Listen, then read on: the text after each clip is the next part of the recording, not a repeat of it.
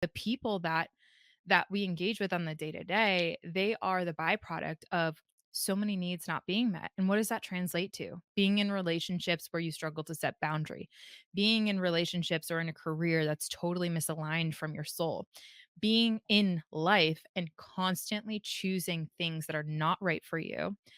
And yes, I understand there's no perfect time to have children externally. Yes, that is true. And also, are you making sure that your life is set up in a way that you'll be able to figure it out when you do have it?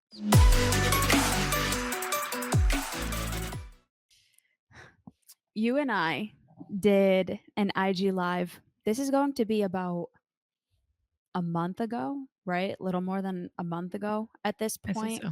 Yeah. And it was a heavy hitter a little bit. It was a little bit more of an intense IG live than we typically do, and towards the end of that, you had said that you wanna make sure that we do a podcast episode on this topic just because of how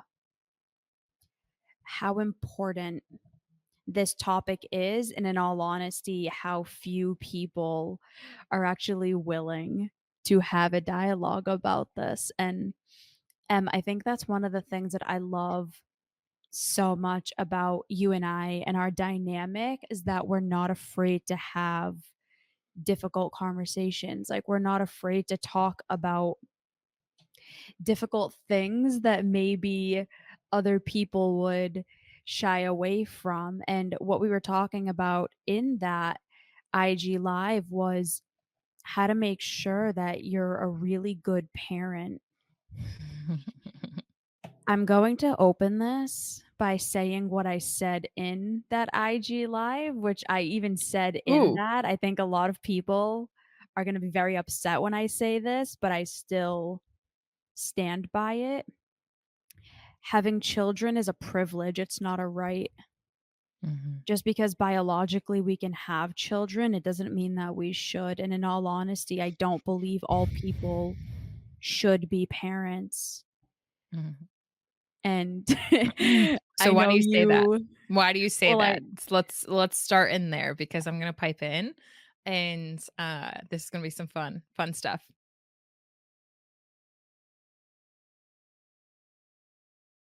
I love my parents to death.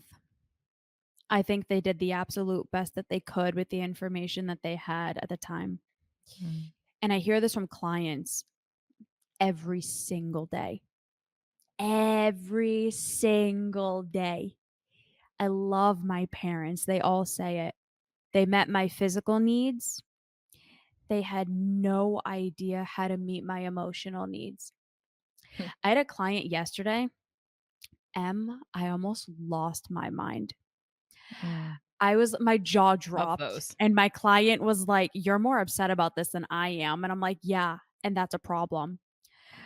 My client told me that unfortunately she experienced sexual assault Mm. and her parents shamed her and said, "It was your fault. We told you not to be sexually active." Mm. My goodness.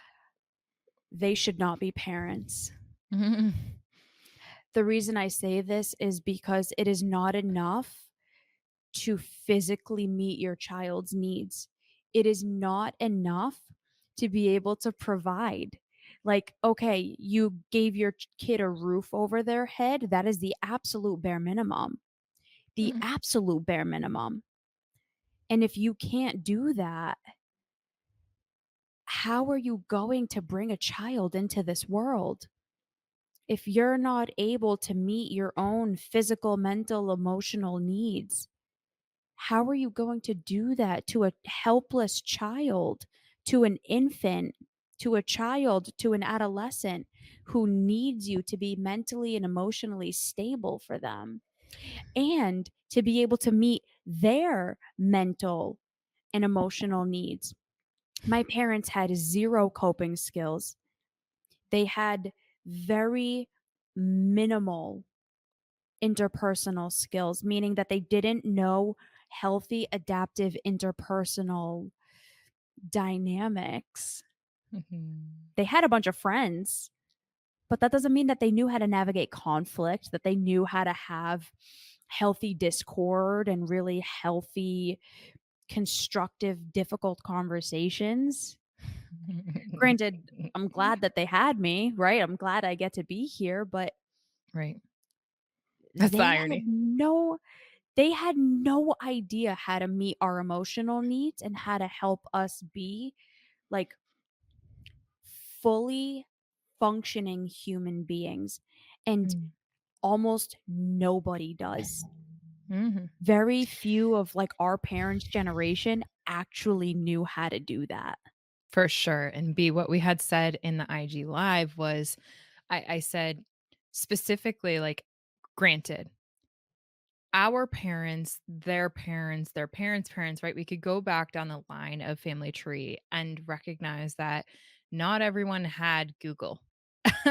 As a matter of fact, very few people had access to information and technology and so many different support systems that we as millennials have nowadays. And I get that. Like, I understand that. That still doesn't mean that there wasn't resources. That still doesn't mean that what was done was enough.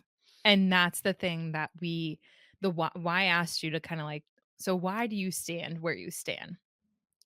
That's why I asked that because No. where I sit today, as I know just as well as you do, is we have people who come to us that are quote unquote full grown adults, but you and I both know they're full grown man children or they're women children, right? They're Women people who children. have and are struggling to heal from the traumatic wounds that are really caused in their whether it be as an infant, whether that be as a toddler, whether that be in different stages of their adolescence, whether that be in young and early adulthood, right? There's so many wounds that are caused by the people who raised them, and they loved me. They put a roof over my head, and that wasn't enough. It just simply wasn't enough. That is so much of a through line that we have again and again and again in the systemic issues that come as a result of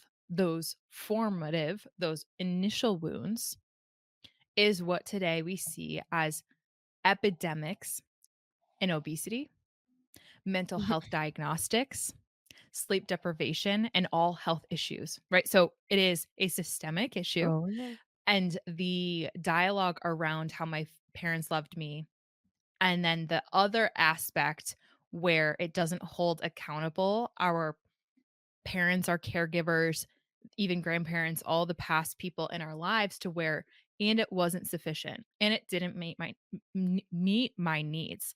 I think that that is something that is so important for us to continue to delve into in this episode in a fiery way, to be quite fair, because I think that a lot of people are afraid of speaking up. I know a lot of people are afraid of speaking up and saying that, yes, these needs were met, but that was a fraction of what was needed and what was actually required from a psychological, developmental, neurochemical level in order for me to be a healthy, functioning, adaptive, net positive member of society. So when you even think about needs, right? This is what we mentioned in the IG live, which is what I bring so much intense energy around this because I've been studying child development since I can freaking remember. And it is a fascinating topic of study. More importantly, the people that we engage with on the day to day, they are the byproduct of so many needs not being met. And what does that translate to? Being in relationships where you struggle to set boundary, being in relationships or in a career that's totally misaligned from your soul, being in life and constantly choosing things that are not right for you, where it murders your soul and where you're not really happy or fulfilled or filled with joy on the day to day. That's a result of the 68 plus fundamental needs that people and humans have for fundamental well-being, holistic fulfillment, and a joyful life filled with meaning. That's those needs that aren't being met. So what I want to kind of bring and close this episode from my perspective is making sure we're not harming our children. I say we, not as though I have a child per se, right? But I believe as a system, as humans, we all have a degree of responsibility in this arena from a not trying to add to the bucket of harm. If anything, doing what we can here and now, wherever we are in life, whether that's before we even decide to have children, whether we have a child, multiple Yeah. child, whether we're an aunt, we're an uncle, we're a mentor, we're a colleague, we're a coworker, whether you have someone in your yoga studio who you talk to, like whoever you are for other people, that is the role that I want to bring this conversation into, where we can all be supportive members of society to that help to prevent future harm from or into children. And I think that it's not just children, but it is other people, right? Hurt people, and there's a reason for that. Healed Yeah. people also heal people. And so I think that it's the making sure part is recognizing that no matter where we are in life right now, there is a healing or a harming path that we can take in our own inner world, in our own mental health journey, in our own approach to life. And if we do, in fact, choose to have children, recognize it as a privilege. Do the freaking homework, read the books, go to the classes. I can't tell you how many people I've talked to who are like, "Oh yeah, no, my insurance paid for like these baby classes, but like I really only went to like one of them." And it's just like, oh, the entitlement in that. My goodness. There's so much education and it's there for a reason. That's what I'll say. As a scientist, as someone who studies psychology through and through, as someone who understands the impact neurochemically to our bodies and what that functionally, societally does for our family systems. Do the work. It's not even that you have to be perfect. It's not even that it's not even like we're saying you have to be, superwoman or No. superman in order to be a parent. We're saying if you can't if I said this in the IG live, if you think that you're too good to go to therapy, you shouldn't have children. If you think you don't need Love it, it. you Mm, shouldn't have children. Because how are you going to help a child process their thoughts and emotions and to understand that it's okay to ask for help and it's okay to not have all the answers when you're too ignorant and arrogant to acknowledge that you need help? The amount of clients of mine that have had severe abuse done onto them because their parents wouldn't go get help for their own mental health challenges mm. is mind-boggling. Or like, how about the You parents that rely on the teachers and the people that take care of their kids to like model Oh this my correctly? god. It's like you are the It's first model that children are looking towards. So if you're not doing it's the work, who the heck is? unfathomable. It is unfathomable. Your kids need a safe space to go at the end of the day when they come home.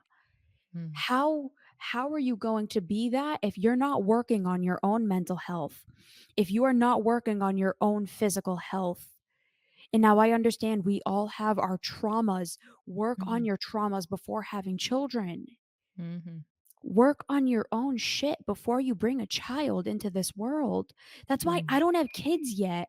Same. I'm not in no way am I ready to have children.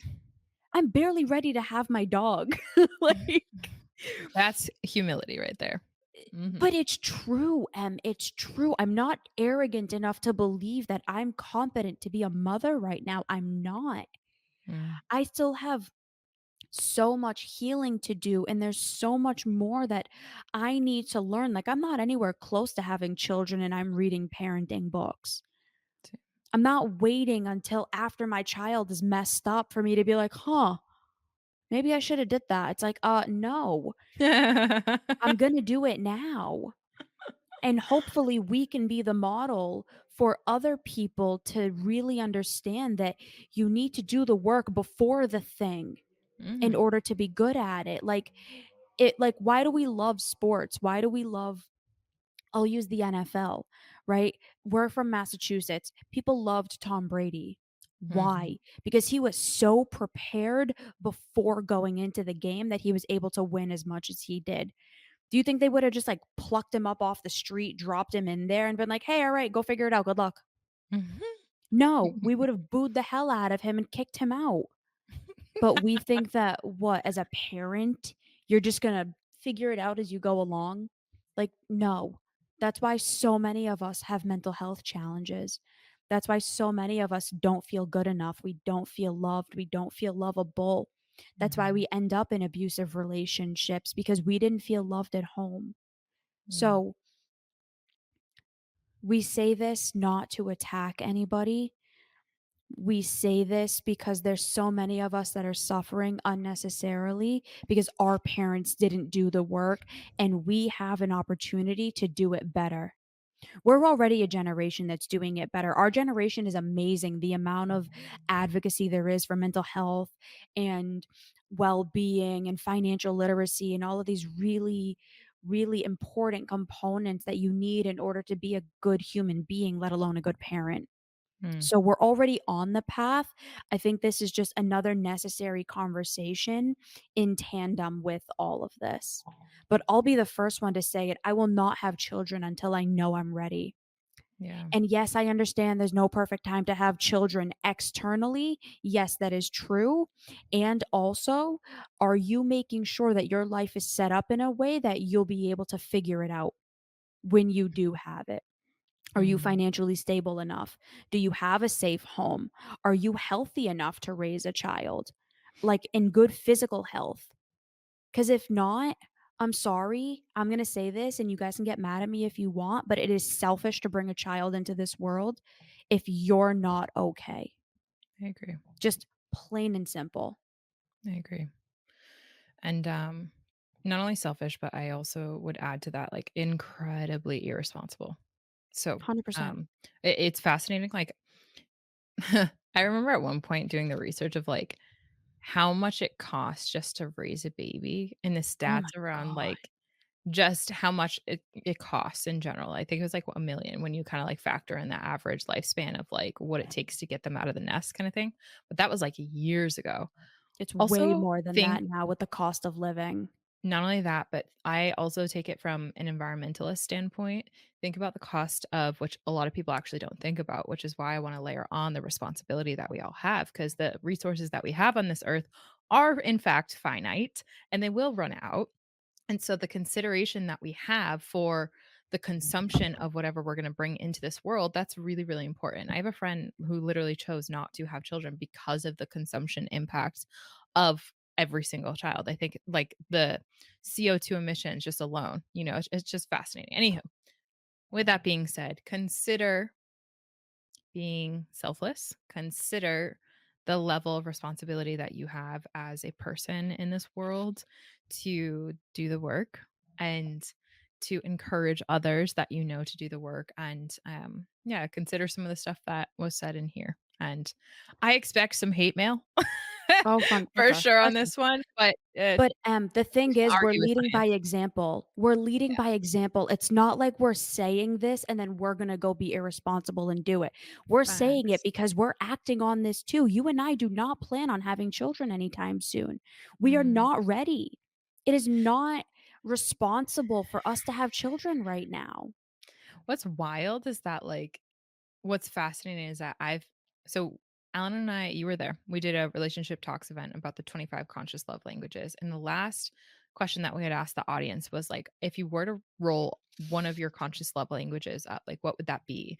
And after I looked at it, I said conscious parenting and conscious caregiving is like the number one love language for me. If I were to think about it, like that's what all of the mission, like the orientation of what I feel called and pulled to, like doing it better than the generation before. And that's like the amount of study and the amount of research and the amount of discipline and the amount of ownership and the amount of humility from a very, very young age.